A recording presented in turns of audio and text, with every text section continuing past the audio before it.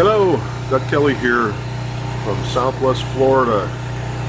Been a day or two since Hurricane Irma came through, and we didn't really get any damage, but we did lose power. I've got a generator going in the background, power in the fridge and TV and some essential things like that.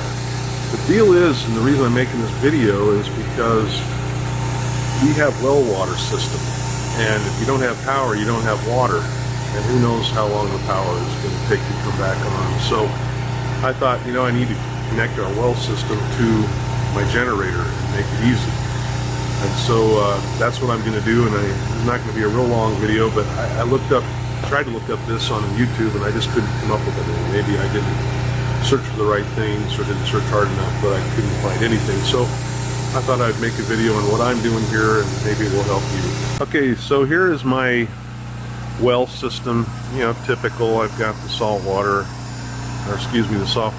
tank there, and I've got the holding tank, which is the big one, and the pressure tanks and so forth. Inside this pressure tank, you've got your pumps that push the water into the pressure tank there and feed the house. And then over there, that short gray thing sticking out of the ground is the pump head, and they're both hardwired to these switches right here. And I've already taken the switches out, and I've actually got a plug on them. This is what I've got. So I just connected this plug to both switches to the power where the power comes in, and that means that the switches will switch this cord as well. Now, be sure to turn your breakers off for the pump head before you do this. And it's off and it's unplugged right now.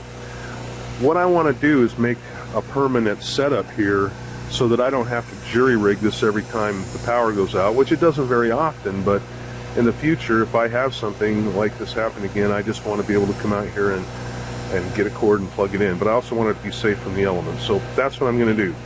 So I'm going to do a little bit of work on it, and then I'll show you what I've done. Okay, so I have put the box in and the conduit. I have just a dry fit right now. I just wanted to make sure it all fit properly.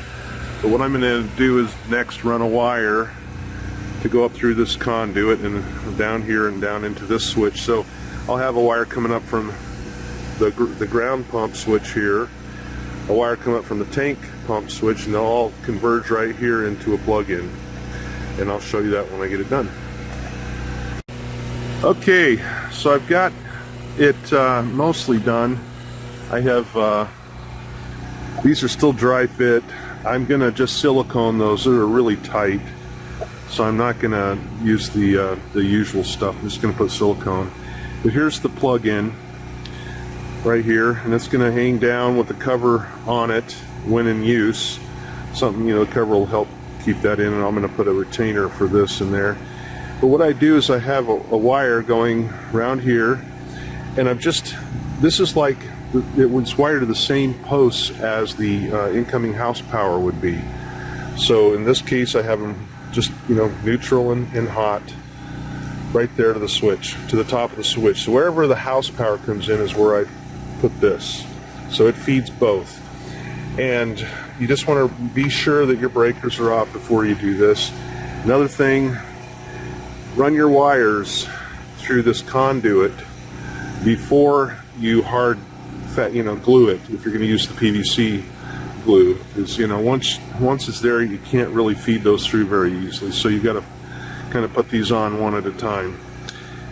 All right, what else can I tell you before I button it up and show you the finished product? The idea behind this is to run either the ground pump or the tank pump one at a time, and the reason for that is that it won't put so much demand on your generator. But let me go ahead and button this up, and then I will show you what it looks like. Okay, so I got the switch covers on, and I don't have the plate on this box here yet. That'll come on. It's just a blank plate. But when the power is normal and it's working, and you just need to store the plug, that's what you'll do. Just roll it up inside. And when you need to use the system, just bring it out. You can put the base the blank cover back on to a little bit, have the cord hanging down, and then plug into an extension cord, which then goes to your generator. So I'm going to put the cover on and hook it up, and then I'll come back. Okay, so I have it all buttoned up, and I've got the cord coming out here.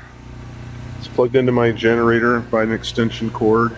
Right now both switches are off, and the way my system's going to work, again, I'll repeat this because I want to make sure I got everything, is I got this big tank right there, the holding tank. So I've labeled that the tank pump, and when I turn this on, if you can hear the generator in the background, you'll hear it kind of bog down. That means it's running and it's working. Turn that off, and then when that tank is full for a while, we don't need to even worry about the ground pump, so we can use a lot of that water over there in that tank on the other side of the water softener. When that gets low, then we can just turn on the ground pump, which will then fill up the tank because it's got the floats and controls and pressure switches and all that. So that is the system. The idea, if you have a bigger generator, you can probably run them both. I did run them both all night last night with my jury rig setup, and it used a lot of gas for the generator. Normally I can get about 12, maybe 13 hours on a tank of gas for the generator. It's about 5 gallons, and it's just running the fridge, the TV, some internet, that sort of thing. But when I had these both going last night, it didn't last more than about maybe 7 hours, 6 hours, probably 7 or 8 hours. So that's what that's about. So I'm only going to run one at a time. This plug-in, by the way, is just an extension cord. I got it at Lowe's. It came with this little cap for the cord. So when the power comes back on and I stow this little dongle in here, I'll put that on it. I've sealed everything with silicone. That's just what I decided to do instead of using the PVC pipe glue. That either will work, and those fittings are so tight that I don't think anything's going to get in there. But anyway, this blank cover here's got the little weather protection, and so when I'm done, I'll roll this up, put that in, and then it'll be sealed. So anyway, I hope that helps. If you have any comments, be sure to put them below.